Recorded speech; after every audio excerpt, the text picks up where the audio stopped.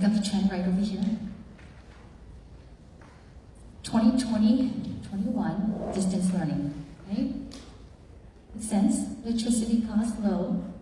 There's nobody on campus except us at the district office working. And then return to campus, 21-22, gradually increases, right? And then you see there's a spike up here. Electricity rate has increased dramatically over the past few years. And cost has, everything is expensive.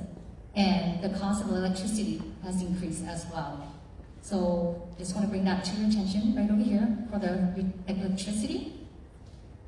Yes. If you see back in 2008, 2009, our electricity cost was about $3.5 million. It suddenly declined in 1920. This was before COVID. And the reason is the district board had the wisdom to install solar panels in 2016, 17, 17, 18. The district board made a wise decision to install solar panels in 6 of our campuses. 4 high schools, the district office, adult education. That brought our rate significantly from 3.5 to about 2.2 million. Okay? This was again a smart investment, solar panels. Subsequently, what has happened is Southern California Edison, you have fire in Palisades, in Pasadena, Altadena. They are going to go secure their light poles, electric towers, and they are going to pass the cost to us. Had it not been for the solar panels, our electricity cost would have been about 7 million. Instead of 3.5, 4 million that you see today, would have been in the range of $7 to $8 million. Just wanted to share that. Right. For the water as well, it also increases. So property and liability insurance. Property has increased and then also decreased a little bit in 2023-24 school year. And even though during COVID, we still have to pay insurance, right? Even though there's no students there, but we still have to pay insurance, and they cost a lot of money. And in addition, also liability as well. If you notice in 2022, it went up, and then it drops in 2023 and 2024-25. We sold 2 properties in 2022, so we were able to save about $260,000 last year, 2022, and moving forward. So we sold that property, and we didn't have to pay insurance for that, and that's why it dropped right over here in this cost trends. So that's important. When we have closed schools, we still have to pay the property insurance for those properties. Approximately $120,000, give or take 10,000, 20,000, $120,000. When we sold the 2 properties, the Glen Elder and La Subida, they dropped from our property assets. We lost the properties, but we don't have to maintain the insurance on those properties. So that's why you see a small dip from 22-23 to 23-24. Legal costs, we wanted to highlight. That's after COVID, it dropped, right? During COVID, it dropped. And then after the pandemic, we returned back to normal. It gradually increases. And I shouldn't say it kind of more than doubled since 2020-21 school year, and compared to this school year, $500,000, and now it's 1.28 million. And these are the legal costs for attorney fees, for litigations, and they're very expensive. And we have seen a trend that it is increasing in our legal costs.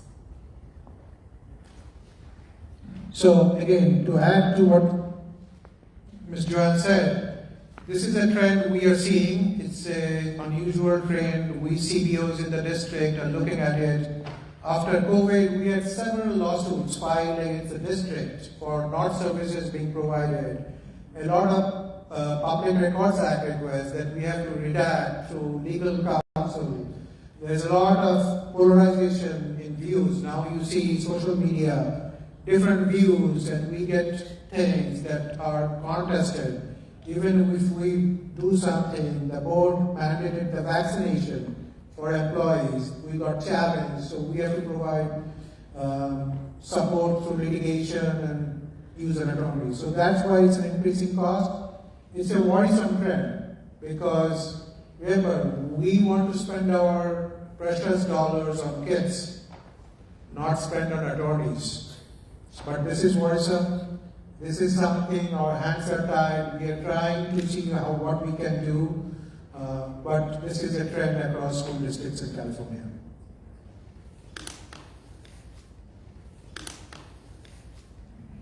And same with settlement costs. During COVID, 2021 was 0.42 million. And then it dropped, and then now you can see the difference between last year and this year is 500,000, about 500,000 more.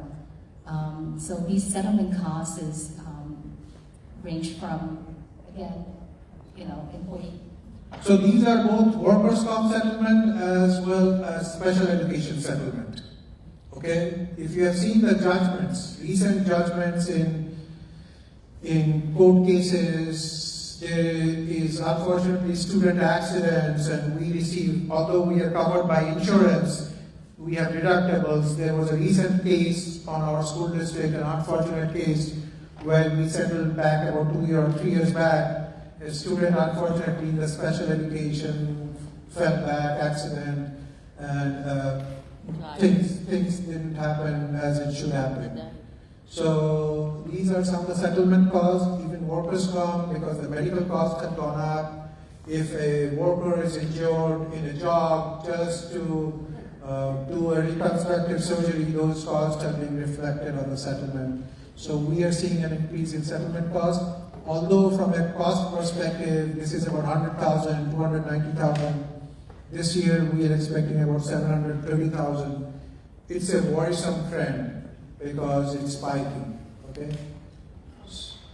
Okay. So question. Can you break down from the settlement how much is it workman's comp and how much is special ed? So the question is, can you break down on the settlement side how much is workers' comp, how much is special ed? We don't have the number as of now, but we can get back and we can post that on our website because we have to really go and kind of go through the invoices and figure that out, but we can figure that out.